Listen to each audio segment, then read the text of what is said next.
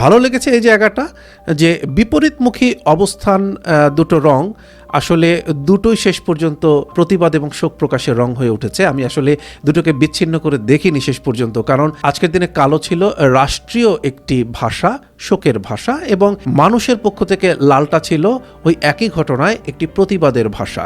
সবারই লক্ষ্য কিন্তু এমন যেন আর না হয়, সবারই লক্ষ্য কিন্তু এমন মৃত্যু কখনোই কাম্য নয়।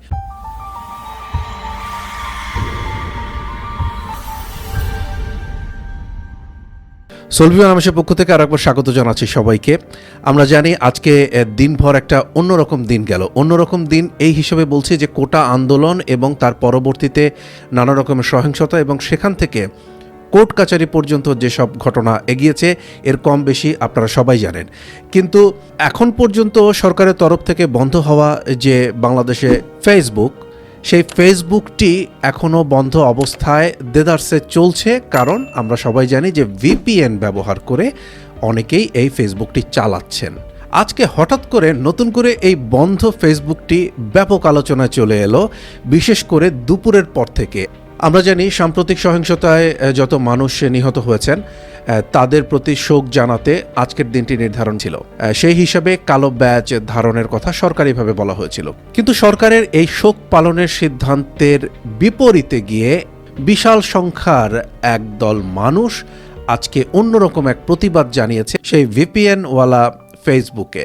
কেন বললাম এই কথাটা আপনারা নিশ্চয় এতক্ষণে টের পেয়ে গেছেন যে শোকের বার্তা সাধারণত আমরা প্রকাশ করি কালো দিয়ে, কালো ব্যাজ, কালো কাপড়, এরকম কালো হচ্ছে আমাদের শোক প্রকাশের প্রধান রং। কিন্তু এই রঙের বিপরীতে আজকে সোশ্যাল মিডিয়া ভেসে গিয়েছিল দুপুরের পর থেকে বিশেষ করে লাল রঙে। কালোর বিপরীতে লাল রং ব্যবহারের এক ধরনের প্রক্রিয়া সকালে শুরু হয়ে গিয়েছিল, কিন্তু দুপুরের পর থেকে রীতিমতো ফেসবুকে সুনামি শুরু হয়ে যায় লাল রঙের। সবাই যার যার প্রোফাইলে, প্রচুর মানুষ এমন আছেন আমি যাদেরকে চিনি যে যারা রাজনৈতিকভাবে কোনো দলকে একেবারে তীব্রভাবে সমর্থন করেন না, তারা নির্দিষ্ট কোনো বেল্টের নন। তাদের এমন দু একজনের সাথে যতটুকু কথা আমার বলা সম্ভব হয়েছে জিজ্ঞাসার পরে তারা বলেছেন যতগুলো হত্যাকাণ্ড হয়েছে সেসব হত্যাকাণ্ডের প্রতিবাদ হিসেবে তারা এই লাল রংটি ধারণ করেছেন আজকে। একই সাথে কালো ব্যাজের যে ব্যাপারটা সেটাও চলেছে ফেসবুক জুড়ে, কিন্তু সংখ্যা তুলনামূলকভাবে কম। একেবারে লালের ক্ষেত্রে যে সুনামি বয়ে গেছে বলে আমরা দেখলাম, সেরকম সুনামি আমরা কালোর ক্ষেত্রে দেখতে পেলাম না। কেউ কেউ এটাকে আবার একটু অন্যরকম ফ্লেভার দেওয়ার চেষ্টা করছেন যে এটা হচ্ছে সরকারের প্রতি তীব্র ক্ষোভ বা ঘৃণা, এরকম একটা কথা। আসলে সরকারের প্রতি তীব্র ক্ষোভ ঘৃণার চেয়ে আমি এই জায়গাটাকে খুব বেশি করে দেখেছি হত্যাকাণ্ডের একটা প্রতিবাদ হিসেবে, এবং সেখানে তারা লাল রঙকেই বেছে নিয়েছেন। তো একটা বিপরীতমুখী অবস্থান থেকে যে যার জায়গাকে ব্যাখ্যা করেছেন, এবং এর মাঝখানে কেউ কেউ ওই যে আলু পোড়া দিতে এসে অন্যরকম কিছু বার্তা দিতে চেয়েছেন। কিন্তু আমি যতটুকু দেখলাম সাধারণ মানুষের ভেতরে এই ধরনের বার্তা খুব একটা ধোপে টেকেনি। তারা মূলত এই জায়গাটাকে হত্যা এবং তার বিচার প্রক্রিয়া যেন সঠিকভাবে হয় তার প্রতিবাদ বা তার দাবি হিসেবেই এই লাল রংটিকে সবাই গ্রহণ করেছেন বা পিক করেছেন। মজার ব্যাপার হলো একটা ইতিবাচক দিক অনেকদিন পরে সোশ্যাল মিডিয়া দেখতে পেলাম। যদিও সোশ্যাল মিডিয়া এখন কাগজে কলমে বন্ধ, কিন্তু ভিপিএন দিয়ে সবাই কম বেশি চালাচ্ছেন। যে বিষয়টি আমি দেখলাম তা হচ্ছে মানুষ অনেক আগে আমরা ছোটবেলায় দেখতাম যে যথেষ্ট পরিমাণে সচেতন। মানুষের মধ্যে পছন্দ অপছন্দ থাকবে, মতভেদ থাকবে, কোনো কোনো আদর্শ কারো কারো পছন্দ হবে, কারো কারো সেই আদর্শের বিপরীত আদর্শকে পছন্দ হবে, কিন্তু সে অ্যাক্টিভ থাকবে। আমরা আমাদের শৈশবে দেখেছি আমাদের প্যারেন্টস বা আমাদের চারপাশে যারা শিক্ষক টিক্ষক ছিলেন তারা কম বেশি প্রত্যেকেই রাজনৈতিকভাবে সচেতন। এই জায়গাটা আমি গত 20-25 বছরে অনেকটাই মিস করেছি। এবার অনেক দিন পরে এই ধরনের এক ধরনের ভাইব্রেশন আমি দেখতে পেলাম, যার সাথে কোনো রাজনীতি সরাসরি সম্পর্ক নেই, যে সরাসরি কোনো দলকে ঘৃণা করে না অথবা একেবারে অকাট্য সাপোর্ট বলতে যেটাকে বোঝায় সেরকম কিছু না, তিনিও এই হত্যাকাণ্ডের একটা প্রতিবাদ করেছেন। আমরা বাঙালিরা কথায় কথায় বলি যে বাঙালি হচ্ছে প্রচণ্ড আলসে, তারা সব কিছুতে নির্লিপ্ত থাকতে পছন্দ করে। বাঙালির মধ্যে অনেকদিন থেকে এরকম একটা ব্যাপার ছিল যে ভালো আছি ভালো থেকো, আকাশের ঠিকানায় চিঠি লিখো। হ্যাঁ, কিন্তু আজকে আমার কাছে মনে হলো যে মানুষটাকে আমি ব্যক্তিগতভাবে এমনভাবে চিনি যে অসম্ভব আলসে, যে একেবারেই খুব বেশি সংবাদ টংবাদ নিয়ে বেশি ভাবেন না, অথবা অল্প বিস্তর শোনেন, ও আচ্ছা এই হয়েছে, হ্যাঁ খারাপকে খারাপ বলেন, ভালোকে ভালো বলেন, এরকম।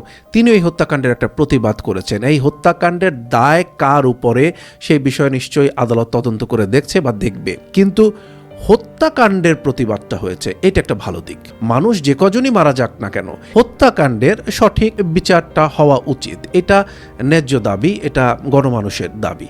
এবং এর সাথে সরকারের বিপরীতে দাঁড়িয়ে তার দিকে একটা হুমকি ধামকি দেওয়ার কোনো ব্যাপার মনে হয় না। এর সাথে সাধারণ মানুষ অন্তত ওভাবে ভেবেছেন। হ্যাঁ, কিছু গোষ্ঠী হয়তো বা চিন্তাভাবনা করতে পারেন তাদের মতো করে, কিন্তু আমাদের মতো সাধারণ মানুষ যারা, তারা আসলে এই জায়গাটিতেই খুব বেশি স্ট্রিক্ট ছিলেন বলে আমার মনে হয়েছে যে কোনো অপরাধের একটা সুষ্ঠু তদন্ত এবং বিচার হওয়া উচিত। এবং হত্যাকাণ্ডের মতন বা এতগুলো সরকারি হিসেবে 2 শতাধিক ডেড বডি এবারে সহিংসতায় সরকারই পেয়েছে, কাজী 2 শতাধিক যদি আমি সরকারি হিসাবেও ধরি, সেটা তো মুখের কথা না, তাই না?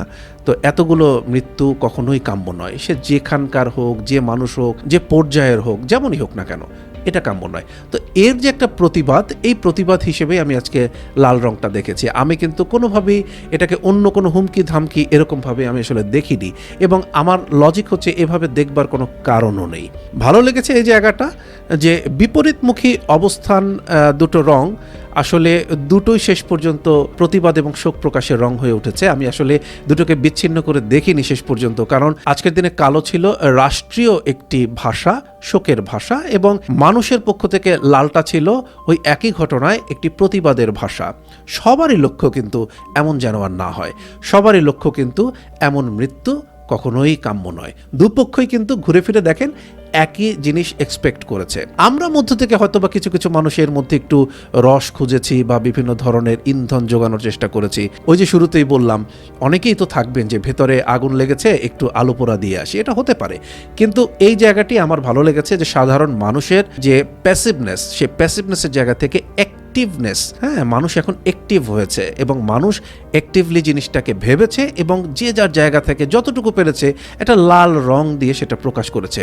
আবার অনেকে পুরোপুরি লালের দিকে না গিয়ে কিছুটা মেরুন রং হয়েছে, কেউ বিভিন্ন ডিজাইন করেছে, আবার কেউ কেউ একেবারে রাষ্ট্রীয় যে ভাষা সেটাকেই ধারণ করেছে, অর্থাৎ কালো ব্যাজে ধারণ করেছে। আমি কোনোটার মধ্যে কোনো অপরাধ দেখিনি। আমার একটা জিনিসই ভালো লেগেছে, আমরা সবাই এই 17 কোটি মানুষ কোনো না কোনোভাবে যার যার জায়গা থেকে আজকে অ্যাক্টিভ হয়েছিলাম।